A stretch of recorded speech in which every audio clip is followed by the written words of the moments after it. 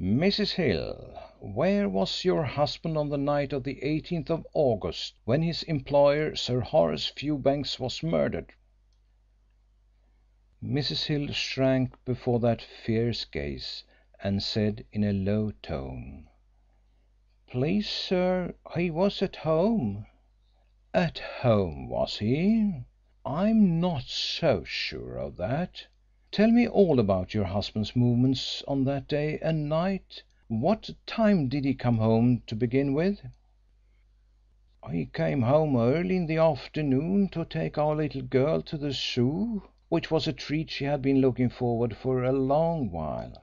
I couldn't go myself, there being the shop to look after, so Mr. Hill and Daphne went to the Zoo, and after they came home and had tea I took her to the pictures, while Mr. Hill minded the shop. It was not the picture palace next door but the big one in High Street, where they were showing East Lynne. Then when we come home about 10 o'clock we all had supper and went to bed." "And your husband didn't go out again?" "No, sir. When I got up in the morning to bring him a cup of tea he was still sound asleep."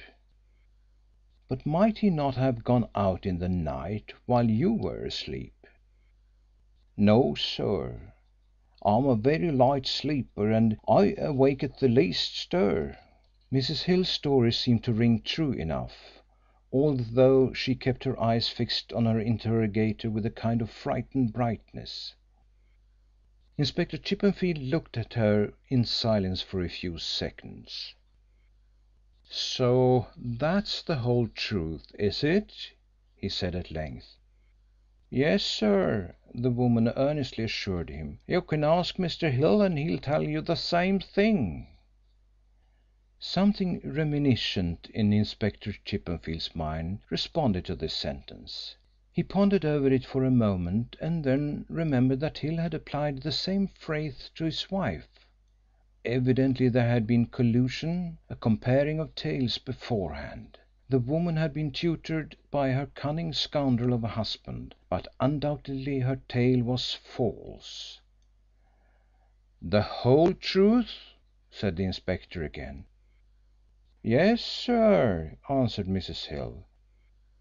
"Now look here," said the police officer in his sternest tones, as he shook a warning finger at the little woman. "I know you are lying. I know Hill didn't sleep in the house that night. He was seen near Riversbrook in the early part of the night, and he was seen wandering about Covent Garden after the murder had been committed. It is no use lying to me, Mrs. Hill. If you want to save your husband from being arrested for this murder, you'll tell the truth. What time did he leave here that night?" "I've already told you the truth, sir," replied the little woman. "He didn't leave the place after he came back from the Zoo." Inspector Chippenfield was puzzled. It seemed to him that Mrs. Hill was a woman of weak character, and yet she stuck firmly to her story. Perhaps Evans had made a mistake in identifying Hill as the man who had been carried into his bar after being knocked down. Nothing was more common than mistakes of identification. His glance wandered round the room as though in search of some inspiration for his next question.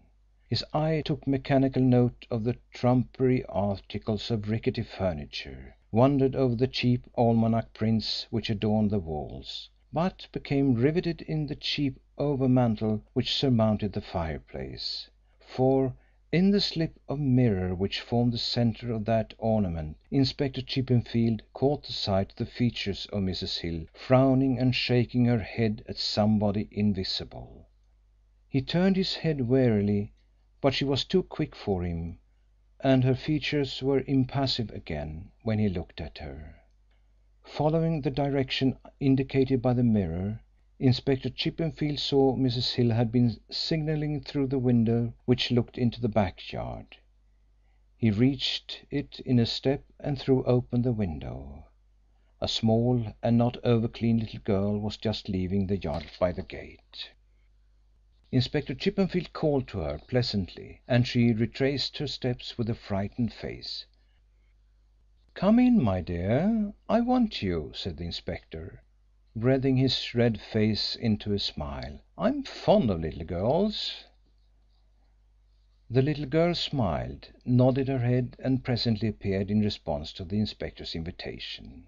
He glanced at Mrs. Hill, noticed that her face was grey and drawn with sudden terror. She opened her mouth as though to speak, but no words came. The inspector lifted the child on to his knee. She nestled to him confidingly enough and looked up into his face with an artless glance. "What is your name, my dear?" "Daphne, sir. Daphne Hill." "How old are you, Daphne?" "Please, sir, I'm 8 next birthday." "Why, you're quite a big girl, Daphne. Do you go to school?" "Oh, yes, sir. I'm in the second form." "Do you like going to school, Daphne?" "Yes, sir." "I suppose you like going to the Zoo better. Did you like going with Father the other day?" The child's eyes sparkled with retrospective pleasure. "Oh, yes," she said delightedly. "We saw all kinds of things lions and tigers and elephants. I had a ride on an elephant." Her eyes grew big with the memory. "And he took a bun with his long nose out of my hand." "That was splendid, Daphne. Which did you like best, the Zoo or the pictures?" "I liked them both," she replied. "Was Father at home when you came home from the pictures?" "No," said the little girl innocently. "He was out." Mrs. Hill, standing a little way off with fear on her face, uttered an inarticulate noise and took a step towards the inspector and her daughter. "Better not interfere, Mrs. Hill, unless you want to make matters worse," said the inspector meaningly. "Now tell me, Daphne dear, when did your father come home?"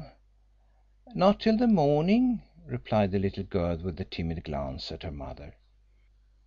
"How do you know that?" "Because I slept in Mother's bed that night with Mother, like I always do when Father is away.